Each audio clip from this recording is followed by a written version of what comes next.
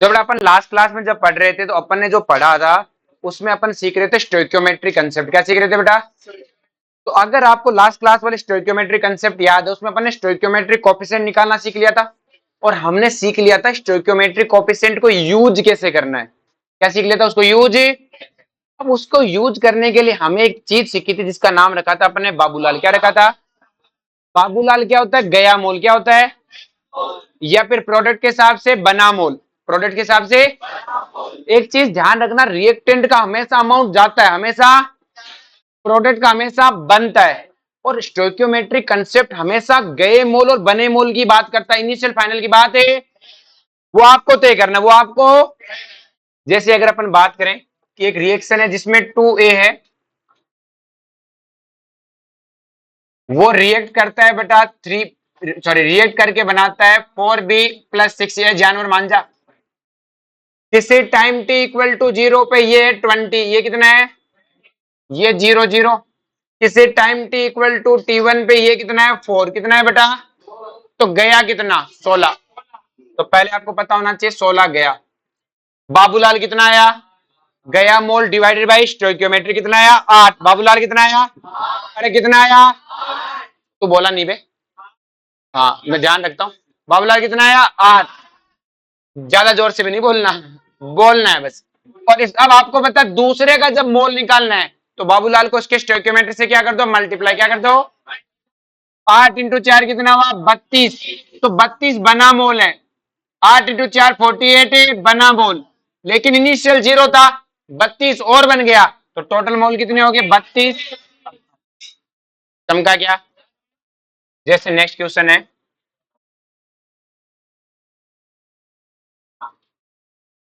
Time t equal to 0 पे ये था बेटा आपका 40, ये 0 और ये 2। टाइम t1 पे ये बेटा आपका 8। कितना है बेटा? तो बताओ गया मोल कितना? गया मोल 32। और गया मोल 32, तो बाबूलाल कितना आया? 8। 8 और ये 8 × 6 कितना हुआ? 48। तो 48 बन गया। 8 × 4 कितना हुआ? 24 बन गया। लेकिन ये इनिशियली 0 था। 0। 8 क्या? हाँ तो पीछे मत बोल। तो ये कितना हो गया बेटा? 48। कितना हो गया? ये 24 बना, लेकिन दो पहले से था, दो, तो हम तो 26 लिखेंगे। लेकिन बाबूलाल को इसी से मतलब होता है, वो इनिशियल फाइनल जानता, वो गया मोल बना मोल बना मोल, इसके अलावा बात करता। नेक्स्ट देखो, अभी थोड़ी देर बाद में मैं इनकी जगह क्या रिप्लेस कर दूंगा? Chemical reaction. क्या डाल दूंगा? नेक्स्ट वन है 2A कन्वर्ट होता है 4B+6C में। टाइम t इक्वल टू 0 पे ये 100 था, ये 0 था, ये 0 था। टाइम t1 पे हमें नहीं पता ये कितना था, हमें हमें नहीं पता ये कितना है।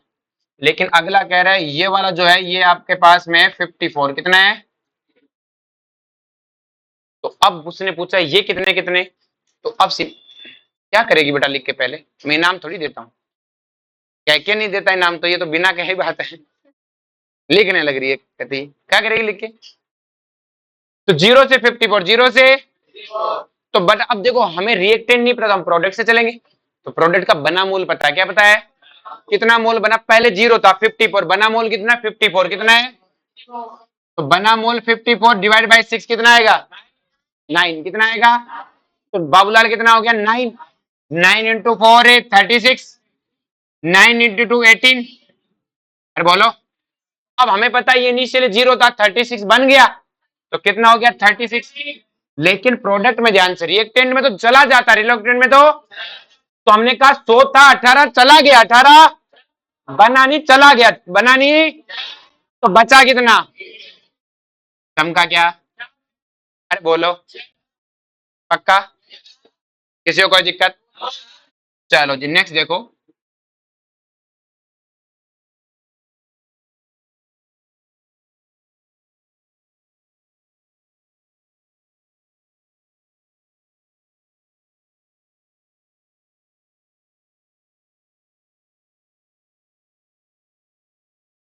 अब बताओ बाब गया मोल कितना? 3 3 3 3 3। तो लिख क्यों रही है? ओ जानवर लिख क्यों रही है? सोल्व करना, सोल्व मैं करा रहा हूं, मैं सोल्व करने के लिए तुम्हें दूसरे क्वेश्चन दूंगा। हार्ड हार्ड मैं कर रहा हूँ, इजी इजी तुम्हें दूंगा। अब देखो 2 से कितना जा रहा है? 66। कितना जा रहा है? कितने का चेंज हुआ?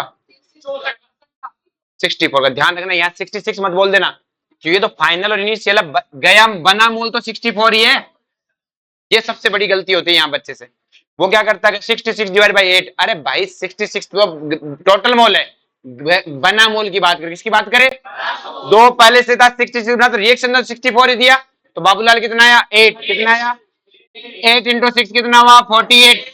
तो ये 48 हो जाएगा क्योंकि इनिशियल 0 है। 8 इंटू 3 कितना हो गया? 24। तो 24 चला गया, 24 है, बचा कितना? समझ में आया क्या? अब एक क्वेश्चन तुम करके दिखाओ फटाफट। अरे सपना नहीं, अलग से कॉपी में करके दिखाओ।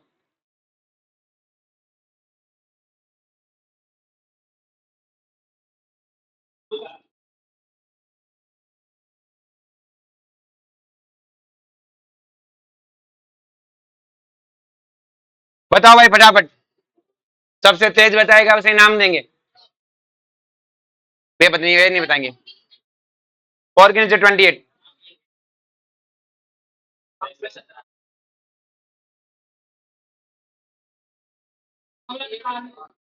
बाबूलाल 4 है, बाबूलाल 24 है। 4 है बे, सही बोल रहा था। बाबूलाल 16 है। तेरा नाम आकाश नहीं पाताल होना चाहिए था।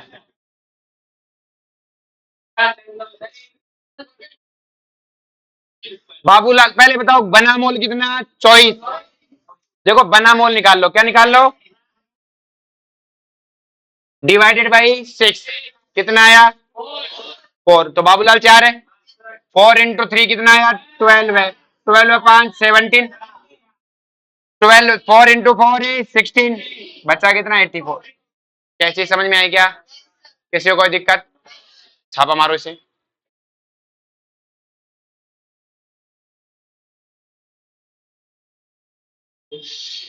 नेक्स्ट देखो बेटा, नेक्स्ट सेटिंग लगाओ बेटा।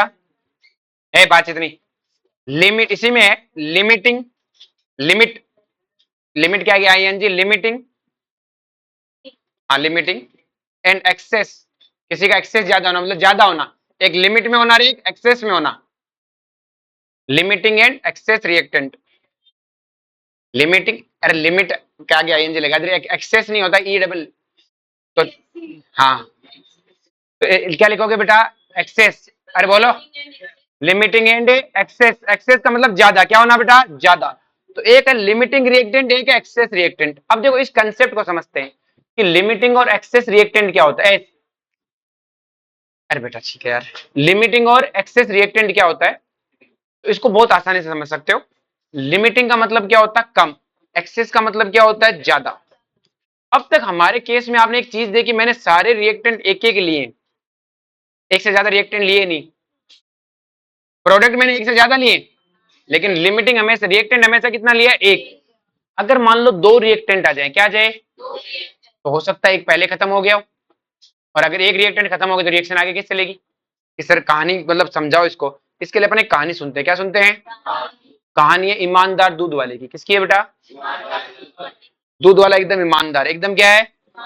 वो दूध वाला हमेशा क्या करता है बेटा, जो दूध और पानी का मिक्सअप होता है उसमें हमेशा 1:1 रखता है, ना कभी ज्यादा ना कभी कम। ऐसे नहीं कि आज पानी ज्यादा ज्यादा मिला देता हूँ, दूध ज्यादा है तो गाढ़ा बैठ देता हूँ, ना ना ना। पानी मिला के बेचता ताकि कभी शक ही ना हो कि दूध गाढ़ा भी होता है, सबको लगता है सिमिलर यही दूध है, यही। तो सिंपल सी कहानी है, दूध वाला हमेशा क्या रखता है? 1:1, कभी ना कम ना कभी ज्यादा। ये ईमानदारी है उसकी, क्या है बेटा? ईमानदारी। तो अब उसकी दुकान में एक दिन 50 किलो दूध था और 100 किलो पानी था। पानी था, 50 किलो पानी भर रखा था, 100 किलो पानी था, उसके बाद 50 किलो क्या था? दूध। आपको कहेगा दूध तो लीटर में बिकता है, लीटर में बिकता होगा तो हम तो किलो में बेचते हैं। किस में बेचते हैं? किलो में। ये किलो में चल रहा है, आरी भाषा में तोल तोल के बेचता है अगला। तो अब मुझे बताओ कि वो दुकान में उसके पास पहले क्या चीज खत्म हो जाएगी? दूध खत्म हो जाएगी। तो आप कहोगे 50 किलो दूध खत्म हुआ तो 50 किलो पानी खत्म हुआ, तो जैसे दूध खत्म हुआ तो दुकान बंद करेगा। तो बताओ एक्सेस में क्या रह गया, पानी।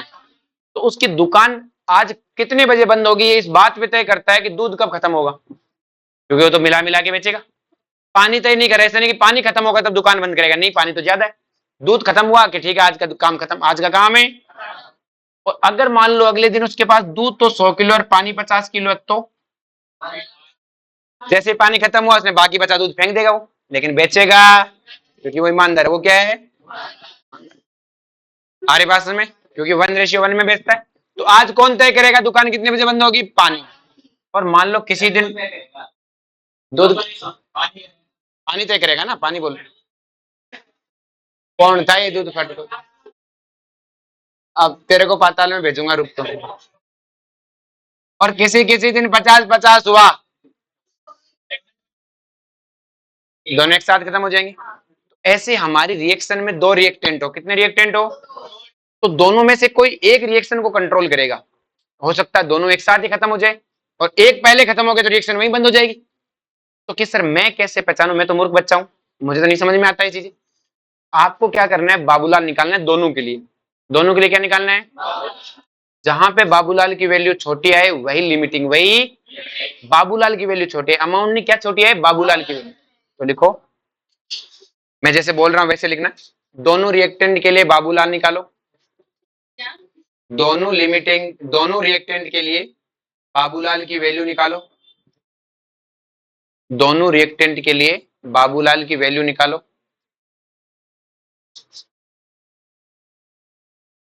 दोनों रिएक्टेंट के लिए बाबूलाल की वैल्यू निकालो, दोनों रिएक्टेंट के लिए बाबूलाल की वैल्यू निकालो। लिख लिया, नेक्स्ट लिखो, जिसके लिए बाबूलाल की वैल्यू छोटी हो,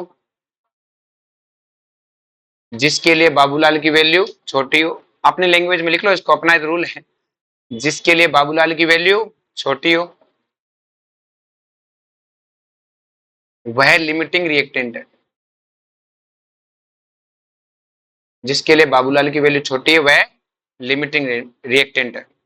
तो वो तो लिमिटिंग है, वो तो क्या है, वो लिमिटिंग रिएक्टेंट है। हमारी बात में अब हमें पता है रिएक्शन को कंट्रोल करता है लिमिटिंग रिएक्टेंट। रिएक्शन को कौन कंट्रोल करता है, क्योंकि लिमिटिंग खत्म होते रिएक्शन खत्म हो जाएगी। तो लिखो, reaction is controlled by limiting reactant, is controlled by limiting reactant. NCERT की लाइन ये थी, ये किताबी लाइन है, तो किताबी लाइन को तो अंग्रेजी में लिखेंगे, reaction is controlled by limiting reactant, reaction is controlled by limiting reactant. जो लिमिटिंग रिएक्टेंट होता है वो रिएक्शन को कंट्रोल करता है। अरे बोलो, अब किस तरह, आपने तो दो दो बाबूलाल की वैल्यू निकाल ली, फिर मैं क्वेश्चन किससे सोल्व करूंगा, तो मैंने अभी लिखवाया रिएक्शन को कौन कंट्रोल करता है, लिमिटिंग। तो मतलब उसी का बाबूलाल किसी वैल्यू चेंज होगा, तो हम बोलेंगे लिमिटिंग रिएक्टेंट का बाबूलाल क्या है, सच्चा बाबूलाल क्या है बेटा, उसी से सब कुछ है होना है। तो लिखो, लिमिटिंग रिएक्टेंट का बाबूलाल सच्चा बाबूलाल है, सच्चा बे जानवर। लिमिटिंग रिएक्टेंट का बाबूलाल सच्चा बाबूलाल है।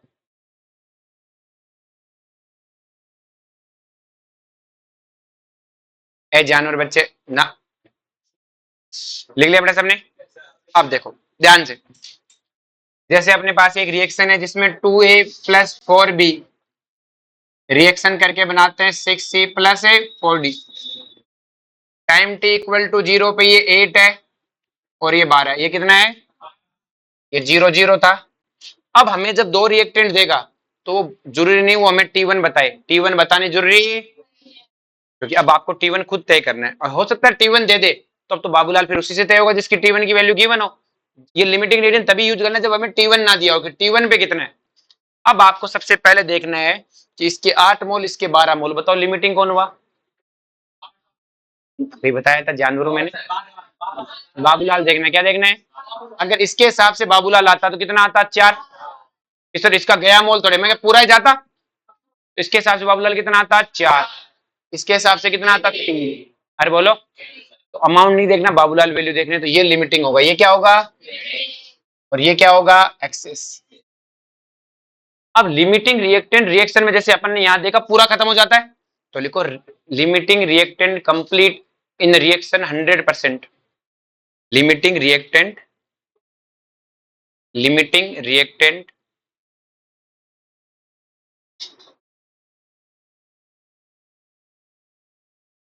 Complete 100%, complete 100% convert into product, complete 100% convert into product.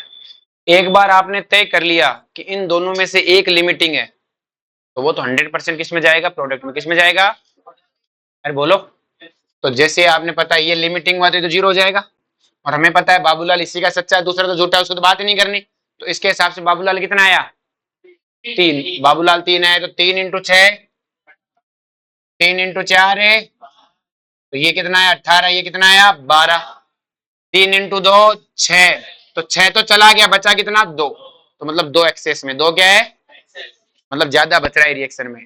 अरे बोलो, तो बचा रह जाएगा, क्योंकि ए और बी दोनों मिलेंगे तभी तो रिएक्शन होगी। क्या समझ में आया क्या सबको, अरे बोलो बे। नेक्स्ट देखो,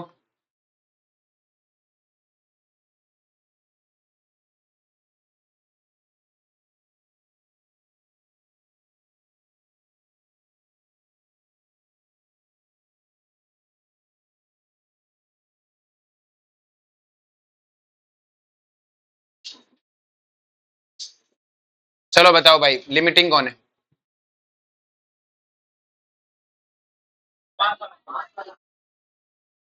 बी वाला है, तो पहला काम तो तय हुआ, ये लिमिटिंग है। ये क्या है, ये क्या है एक्सेस, ये क्या है, आगे बात सुन में। अब ए वाला इसके ये जो लिमिटिंग है वो तो जीरो हो जाएगा। बाबूलाल कितने हैं 5, 5 इंटू 6 कितने हुए, 5 इंटू 3 कितना है, 5 इंटू 8 है 40, तो 15 और है 40, और 5 इंटू 4 है 20, तो 20 चला गया, बचा कितना 4। अरे चमक क्या, किसी को कोई दिक्कत, ये चीज समझ में आई। बाबूलाल कंसेप्ट क्लियर है सबको। अगर एग्जामिनर कह दे कि ऐसे लिमिटिंग लिमिटिंग कुछ नहीं बताया और कहे ए पूरा खत्म हो गया, तो ठीक है, जिसके लिए पूरा खत्म वो खुद बोल रहा है तो वो लिमिटिंग है ही। हाँ बोला, क्योंकि ये लिमिटिंग है और लिमिटिंग पूरा खत्म है होता है। आगे बात में, इसका बाबूलाल 5 था, उसका कितना था 6 था, तो जो बाबूलाल छोटा होता है वही लिमिटिंग होता है, वही क्या होता है।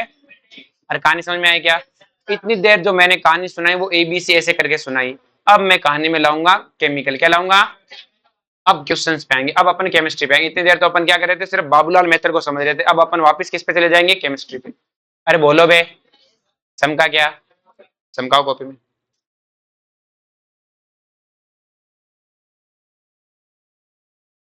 ए क्वेश्चन लिखो बेटा, हेलो, ओ क्वेश्चन लिखो, क्वेश्चन लिखो। 56 gram nitrogen, 56 gram nitrogen,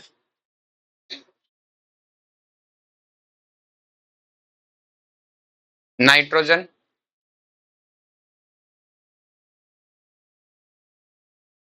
56 gram nitrogen gas and 12 gram hydrogen gas, 56 gram nitrogen gas and 12 gram hydrogen gas react and form ammonia, form ammonia, react and form ammonia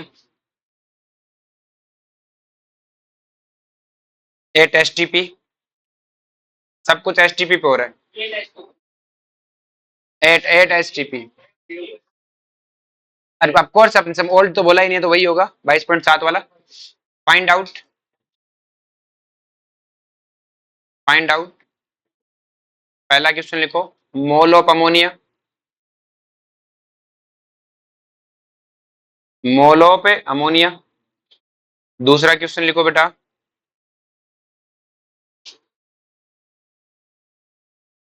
volume of ammonia.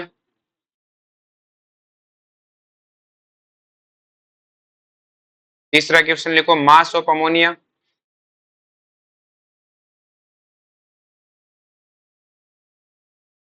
Mass of ammonia. Fourth question लिखो, atom of ammonia. ऐसे question अपन पहले भी करते थे जब अपन ने मोल शुरू किया था। लेकिन उसमें मैं अमोनिया का मोल मास देता था, क्या देता था, फिर उसका मोल निकल जाता, फिर वही करते। तो मतलब कहानी में एंड ऑफ इट है तो वही, बस बीच में थोड़ा सा बाबूलाल मेथड घुसाना है, स्टोइकियोमेट्री घुसानी, क्या घुसानी है। तो जब ये क्वेश्चन आए तो अब देखो ध्यान से शांति से समझो इस क्वेश्चन को। आपको पहली बात तो नाइट्रोजन का वेट दिया हुआ है, किसका वेट दिया हुआ है, कितना है 56 ग्राम, कितना दिया है। और आपको वेट किसका दिया हुआ है, हाइड्रोजन का, कितना दिया हुआ है। और मुझे पता है कि मेरे स्टोइकियोमेट्री मेथड में वेट नहीं चलता, मोल चलता है, क्या चलता है। तो पहली जिम्मेदारी बनती है इनका मोल निकाल दो, क्या निकाल दो, मोल। तो मुझे बताओ नाइट्रोजन का नाइट्रोजन क्या है, तो बेटा मोल ऑफ नाइट्रोजन कितना आएगा 56।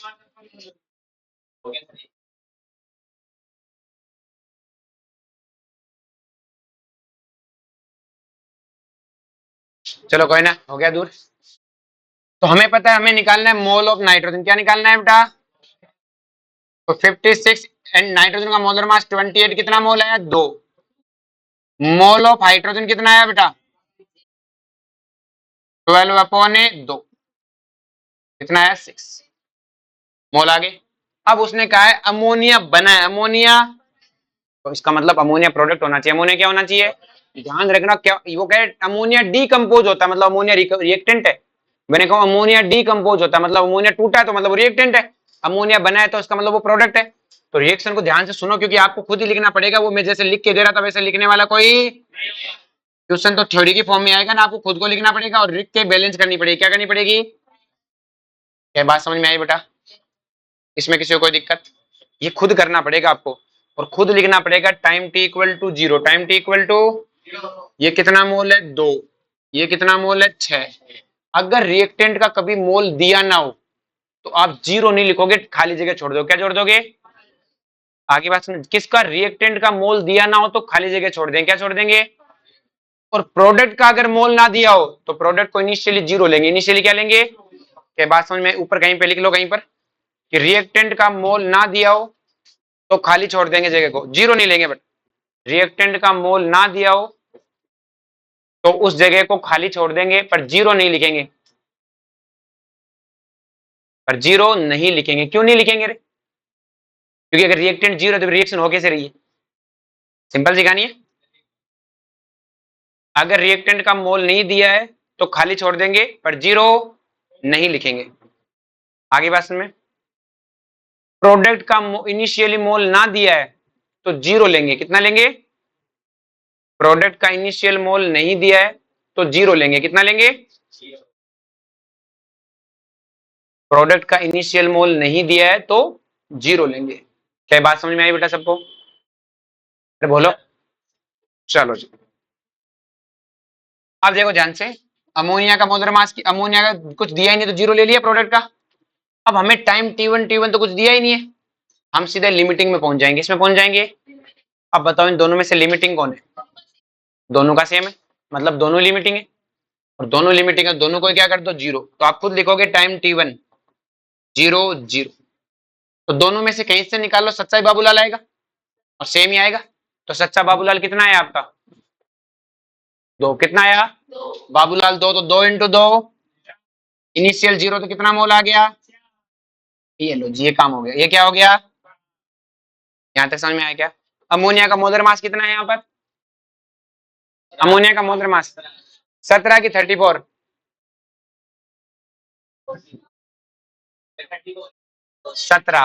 17 अमोनिया है वो, मोलिकुलर मास से निकलता है, किससे निकलता है, अमोनिया का है वो। 2 अमोनिया से क्या मतलब है, मैंने कहा था मोलिकुलर फॉर्मूला से निकलता है मोलर मास, कभी भी स्टोइकियोमेट्री को लेना देना ही। स्टोइकियोमेट्री तो बाबूलाल के लिए, किसके लिए, मोलर मास तो हम बहुत पहले पढ़ चुके हैं, तो स्टोइकियोमेट्री तो आज पढ़ी है। तो मोलर मास, जैसे हाइड्रोजन का मोलर मास कितना है यहाँ पर 2, आपको केमिकल फॉर्मूला H2 है ना कि 3H2, H2 का जो मोलर मास है वही हाइड्रोजन का है, 3 से को लेना देना, क्या समझ में आएगा सबको। ये गलती मत करना, गलती हो जाती है बेटा कई बार, अमोनिया 2 अमोनिया मोलर मास 34, अरे नहीं रे, मोलर मास केमिकल फॉर्मूला है, केमिकल फॉर्मूला NH3 है, क्यों ने।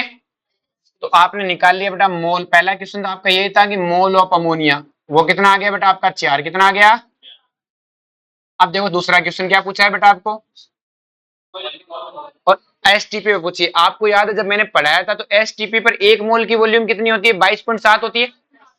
1 मोल की 22.7 लीटर होती है। तो 2 मोल की कितनी होगी? 22.7 से 2 से मल्टीप्लाई कर देंगे। 3 मोल के लिए 3 से, 4 मोल के लिए। तो माधव बता यहाँ पे कितने मोल दिए हैं? 4 मोल। और हमें एसटीपी बोला तो 1 मोल की कितनी है? 22.7। तो 4 मोल की वॉल्यूम कितनी होगी बेटा? क्या दिक्कत हो रही है? होम पे जाके, ये होम भी नहीं जा रहा, 1 मिनट रुक जा। कल मुझे याद दिलाना, इसको चेक करवाएंगे। नहीं तो बेटा ध्यान से, तो वॉल्यूम ऑफ अमोनिया कितनी हो जाएगी बेटा? 22.7 इंटू 4 लीटर। क्या समझ में आया क्या बेटा? तीसरा क्वेश्चन क्या पूछा है बेटा? Mass of ammonia. हमें क्या दिया है? मोल क्या दिया है? और हमने पढ़ा है बेटा मोल क्या होता है? वेट अपॉन ए मोलर मास। और अमोनिया का मोलर मास कितना है? 17। मोल तो हमने निकाल लिया था 4।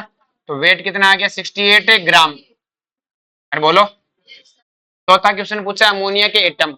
तो एक अमोनिया में कितने एटम है? 4। तो 4 मोल में कितने होंगे? 16, क्योंकि हमें 4 मोल में बतानी है ना। तो एक अमोनिया में 4, तो 4 मोल में कितना हुआ? 16 मोल। कितने हुए? 16 मोल एटम। और 16 मोल की जगह क्या लिख सकते हैं? 16 रहने की वैल्यू रख देंगे। तो क्या ये वाले क्वेश्चन तो वही हो गए जो पहली क्लास में, तीसरी चौथी क्लास में कर रहे थे अपन? अरे बोलो। बस हमने एक नई चीज सीख ली कि अब हमें इसका नहीं देके इसका दिया होता है, इससे हम इसको कन्वर्ट करते हैं। क्या चीज समझ में आई बेटा सबको? तो क्या क्या ध्यान रखना है? पहले तो अगर वेट दिया है तो चुपचाप पहले मोल निकाल लो, चाहे किसी के भी वेट दिया हो, क्योंकि मोल तो वेट तो चल ही नहीं सकता यहाँ। फिर रिएक्शन में ध्यान रखना है, फॉर्मेशन जिसको बोले उससे प्रोडक्ट बनाना है और रिएक्टेंट बनाना है। आगे बात समझ में? अभी आ रहा हूँ बेटा मैं। बोलो यहाँ तक कोई दिक्कत? यहाँ तक ले सबको? ये 2 मोल, ये 6 मोल है। तो मोल सेट करना है, फिर आपको तय करना है लिमिटिंग कौन सा। अगर वो खुद के नहीं कहे, खुद कह दे कि ये पूरा N2 का पूरा खत्म हो गया, तो ठीक है कह दिया, फिर तो वही है लिमिटिंग। और अगर रिएक्टेंट का कुछ नहीं दिया हो तो डैश लगा के छोड़ देंगे, डैश लगा के। आगे बात समझ में? और प्रोडक्ट का इनिशियल नहीं दिया हो तो कितना लेंगे? 0। क्या समझ में आया सबको? पक्का?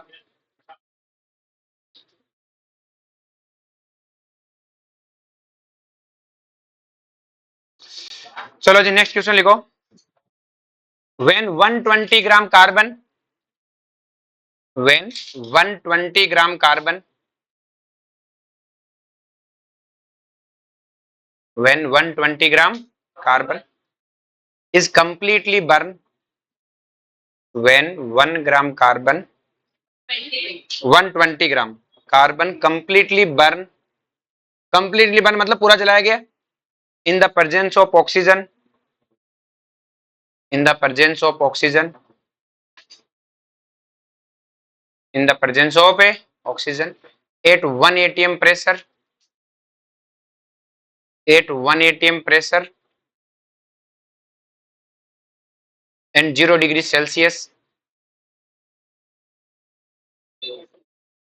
and 0 degree Celsius, find out। पहला क्वेश्चन लिखो मोल ऑफ CO2,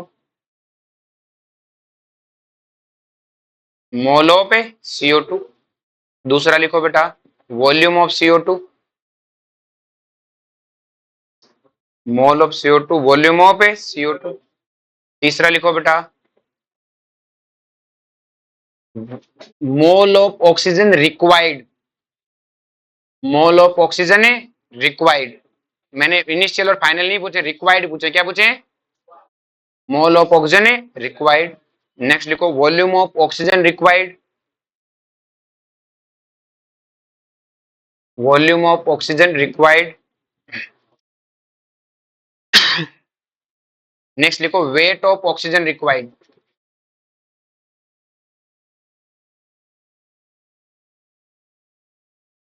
मैं करा रहा हूं बेटा एक क्वेश्चन और, इसमें सीख जाओगे ठीक है। देखो ध्यान, शुरू के 2-3 प्रॉब्लम मैं करवा रहा हूं ताकि हर तरह से कोई गलती ना आए। आपको क्या है, कार्बन को पहले तो उसने वेट दिया है। क्या दिया है? और मुझे पता है वेट अपने को पसंद ही, और इस बोर्ड को भी अपन पसंद है नहीं है। और इसका सारा आरोप अपन एक ही आदमी पे लगाएंगे, अमन पे। जो ध्यान से, तो वेट ऑफ कार्बन कितना है बेटा? 1 कितना है? 120 ग्राम कितना है? फिर से अटक गया ये।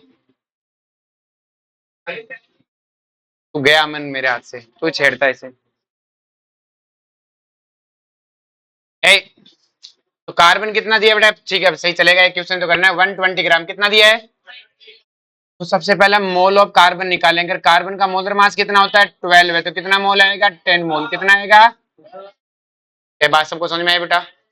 अब हमें मोल पता लग गया। उसने कहा कार्बन को जलाया गया है, तो कार्बन तो ऑक्सीजन की प्रेजेंस में जलेगा, जलेगा तो क्या बनेगा? CO2। रिएक्शन बैलेंस है। अरे बोलो। अब टाइम t इक्वल टू 0 पे हमें कार्बन के मोल पता है 10 है, कितने हैं? क्या ऑक्सीजन के मोल पता है क्या? और जब हमें नहीं पता तो हम खाली जगह छोड़ देते, क्या छोड़ देते हैं? कुछ तो होंगे, हमें नहीं पता। और CO2 का पता नहीं तो 0, CO2 का पता नहीं है तो जब time t equal to T1 आएगा, क्या आएगा? तो उसने खुद ने कहा कार्बन को कंप्लीट जला दिया, मतलब कार्बन तो लिमिटिंग है, ऑक्सीजन का तो पता नहीं, लेकिन कार्बन तो पक्का है, कार्बन तो इसको 0 कर दिया। तो बाबूलाल कितना आया? 10। बाबूलाल 10 आया, तो 10 इंटू 1 कितना आएगा? 10। 10 इंटू 1 कितना आएगा? 10।